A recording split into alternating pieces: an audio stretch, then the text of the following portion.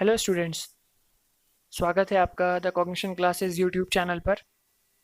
यहाँ पर हम लोग प्रोवाइड करते हैं आपको क्वालिटी कंटेंट और ग्रेट एक्सप्लेनेशन आपके एनसीईआरटी के बुक्स की। और ये सीरीज़ अभी चल रही है class 10th democratic politics chapter first power sharing का। और ये है थर्ड वीडियो। इसके पहले के दो वीडियो में हम लोगों ने देखा है एथनिक कॉम्पोजिशन को फर्स्ट वीडियो में, और सेकंड वीडियो में हम लोगों ने देखा था कि कैसे मेजोरिटेरियनिज्म श्रीलंका में आया।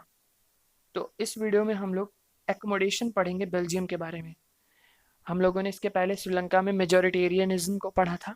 अब बेल्जियम ने क्या किया, अपने एथनिक कॉम्पोजिशन को से के आधार पर सही तरीके से सरकार बनाने के लिए उसको पढ़ेंगे। तो शुरू करने से पहले अगर आपने इस चैनल को सब्सक्राइब नहीं किया हुआ है तो सब्सक्राइब कर लें, बेल आइकन को प्रेस कर लें और हमारे वीडियो को लाइक करें, ज़्यादा से ज़्यादा शेयर करें ताकि ज़्यादा से ज़्यादा स्टूडेंट तक फ्री एजुकेशन पहुंच जाए। हमारा मकसद यही है कि हर तरीके से फ्री एजुकेशन को पहुंचाना एक एक स्टूडेंट तक। आने वाले टाइम में हम लोग एनिमेटेड वीडियो भी प्रोवाइड करने वाले हैं, उस पर भी अभी काम जारी है और इसी वजह से वीडियो आने में हमारे चैनल पर टाइम लग रहा है। तो चलिए शुरू करते हैं हमारा वीडियो को। Accommodation in Belgium. सबसे पहले आपको समझना होगा कि एकोमोडेशन का मतलब क्या होता है। What is the exact meaning of accommodation. जब आप अपने डिक्शनरी वगैरह में देखेंगे तो आपको एक मिलेगा एक ऐसी जगह जहाँ पर आपको सारी सुविधाएं दी जाए रहने के लिए, that is called accommodation. But Belgium में एकोमोडेशन यहाँ लिखा हुआ है, इसका मतलब ये नहीं कि आपको सुविधाएं मिलेंगी, मतलब पॉलिटिकली, मतलब आपके पास डेमोक्रेसी होगा, आपके राइट्स होंगे रहने जहाँ पे आप रहते हैं वहाँ पर। दैट इज वाई यहाँ पर एकोमोडेशन वर्ड का यूज़ किया गया बेल्जियम के अंदर। ठीक है, एकोमोडेशन कैसे वहाँ पे रहने के लिए सही तरीका अपनाया गया, क्योंकि आपने पढ़ा है इसके पहले फर्स्ट वाले वीडियो में एथनिक कॉम्पोजिशन कितना डिफिकल्ट है, काफ़ी कॉम्प्लेक्स है बेल्जियम के अंदर। तो सरकार भी चाहेगी कि कोई भी नागरिक नाराज ना हो, चाहे वो मेजोरिटी हो चाहे वो मिनॉरिटी हो। ठीक है, तो चलिए देखते हैं इसमें क्या लिखा है और समझते हैं एक एक करके। द बेल्जियन लीडर्स टूक अ डिफरेंट पाथ। जैसा कि आपने देखा था इसके पहले वाले वीडियो को, अगर आपने देखा है तो आपने जाना होगा कि कैसे श्रीलंका में मेजोरिटेरियनिज्म आ गया था। ठीक है, वहाँ के गवर्नमेंट अपने मेजोरिटी के आधार पर चल रही थी, लेकिन यहाँ पे बेल्जियन लीडर्स जो थे वो अलग तरीका अपना रहे थे। They recognized the existence of regional differences and cultural diversities. ठीक है, उन्होंने समझा, उन्होंने पहचाना उस रीजनल डिफरेंसेस को, यानी जो समझ लीजिए रीजन के आधार पे जो अंतर आ रहा है लोगों के बीच में, या अंतर जो बना हुआ है वो, और कल्चरल डाइवर्सिटीज, और जो विविधताएं हैं कल्चर की, अलग अलग प्रकार के जो कल्चर है, जैसे हमारे भारत के अंदर मुख्य तौर पे 3 4 5 कल्चर को देखा जाता है। ऐसे तो कई सारे हैं, लेकिन अगर मुख्य तौर पे बात करें तो हिंदू, मुस्लिम, सिख, ईसाई, बौद्ध, पारसी, जैन, कुछ इस टाइप से बहुत सारे कल्चर नजर आते हैं। उसी प्रकार से वहां पर भी अलग अलग प्रकार की डाइवर्सिटीज हैं। बिटवीन 1970 एंड 1993, 1970 और 1993 के बीच, 1970 से 1993 के बीच, they amended their constitution for 4 times. उन्होंने अपने संविधान में बदलाव लाया, अमेंडेड बदलाव किया। ठीक है, कितनी बार किया? 4 बार किया। So as to work an arrangement that would enable everyone to live together within the same country. और ये बदलाव क्यों किया गया? ताकि इसकी वजह से सभी लोग रह पाए एक साथ। ये देखिए, ये काफी इंपॉर्टेंट है, एक साथ रहना। ठीक है, with in the same country, एक ही देश के अंदर विविधताएं हो, हैं, ठीक है चलेगा, लेकिन सब लोग एक देश के अंदर रहना चाहिए, ना कि देश का बंटवारा हो जाना चाहिए। ये काफी अच्छी सोच है। आगे देखिए, the arrangement they worked out is different from any other country and is very innovative. और ये जो अरेंजमेंट इन लोगों ने किया ये काफी अच्छा था, काफी डिफरेंट था दूसरे देशों से, और बिल्कुल नया, इनोवेटिव था। Here are some of the elements of Belgian model. अब यहाँ पे कुछ आपको एलिमेंट दिया हुआ है कि बेल्जियम में किस तरह के मॉडल का इस्तेमाल किया गया सरकार बनाने के लिए। चलिए देखते हैं, ये इंपॉर्टेंट है, आप इसको याद रखेंगे। Constitution prescribes that the number of Dutch and French speaking minister shall be equal in central government. अब देखिए यहाँ पर संविधान जो उनका है वो कहता है कि जो नंबर है डच का और फ्रेंच स्पीकिंग लोगों का, ठीक है, मतलब मिनिस्टर्स का, वो सेंट्रल गवर्नमेंट में इक्वल होगा। मतलब जितने डच के मिनिस्टर होंगे उतने ही फ्रेंच स्पीकिंग मिनिस्टर भी रखे जाएंगे।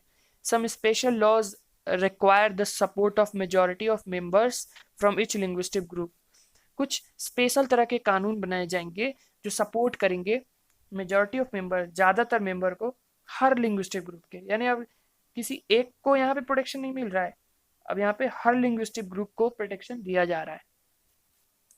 जिससे क्या फायदा पहुंचेगा?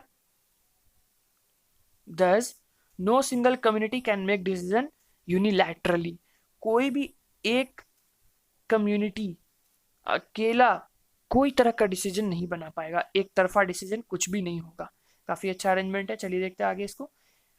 सेकंड पॉइंट इसमें है many powers of the central government have been given to state government of the two regions of the country. दो रीजन था कंट्री के अंदर, ठीक है, उस फ्लेमिश और वो वाला रीजन था। तो कई सारे पावर सेंट्रल गवर्नमेंट के कई सारे पावर को दे दिया गया इन दो रीजनों में। The state government are not subordinate to the central government, और स्टेट गवर्नमेंट सहायक भी नहीं रहा सेंट्रल गवर्नमेंट का। उसके बाद थर्ड पॉइंट देखिए,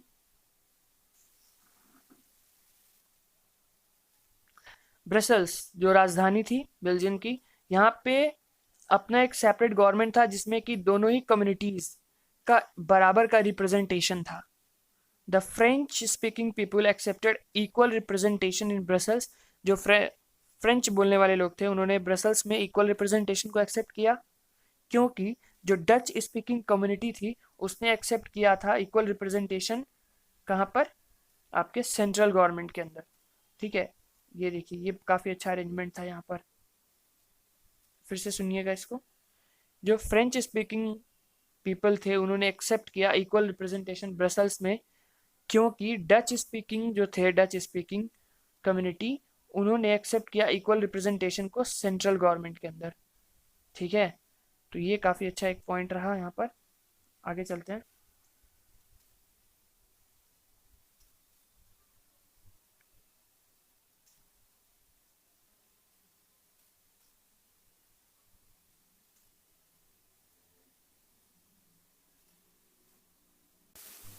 तो लास्ट पॉइंट भी देख लेते हैं।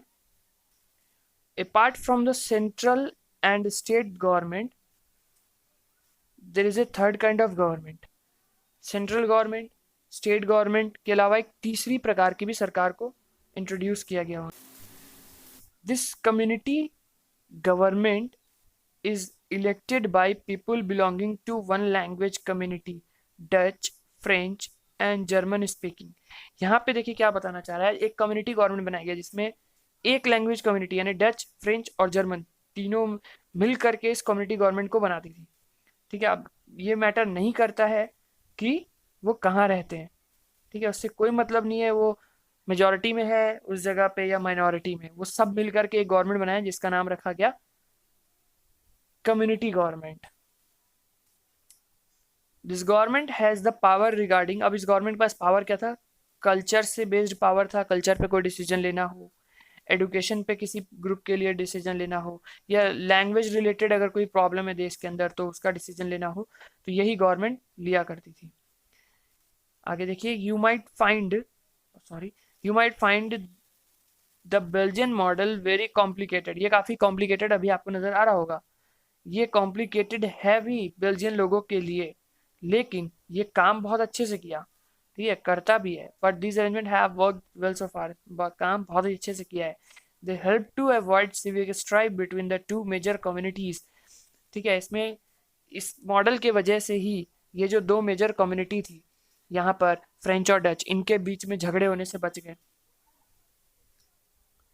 एंड ए पॉसिबल, और जो पॉसिबल डिवीजन होना था देश का लिंग्विस्टिक लाइंस के आधार पे, यानी कि भाषा, बोली भाषा के आधार पे, वो भी होने से बच गया।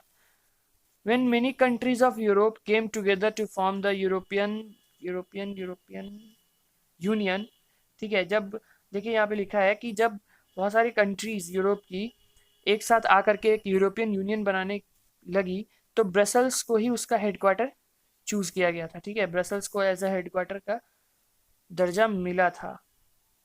अब चलिए आगे हम लोग थोड़ा सा देखते हैं, कंक्लूजन की बात निकालते हैं। तो हम लोगों ने क्या सीखा इन दो स्टोरीज से?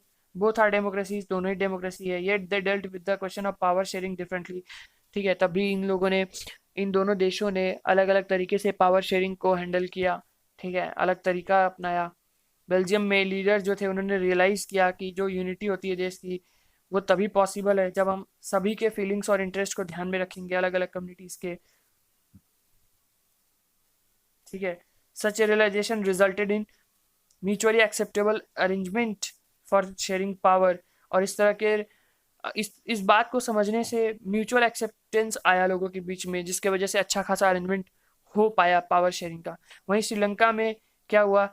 एज ए कॉन्ट्रास्टिंग एग्जाम्पल, बिल्कुल उल्टा एग्जाम्पल दिखाया। इट शोज अस दैट, इसने हमें क्या दिखाया? अगर एक मेजोरिटी कम्युनिटी फोर्स करना चाहती है, अपना डोमिनेंस बनाना चाहती है दूसरे पे, और दूसरे और मना कर देती है पावर शेयर करने में, तो it can determine the unity of the undermine the unity of the country. तो ये देश की एकता खंडित होने वाली बात हो जाती है।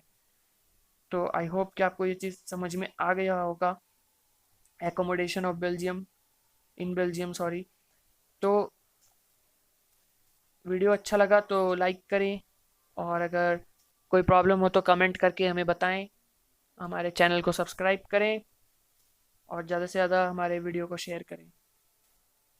Thank you.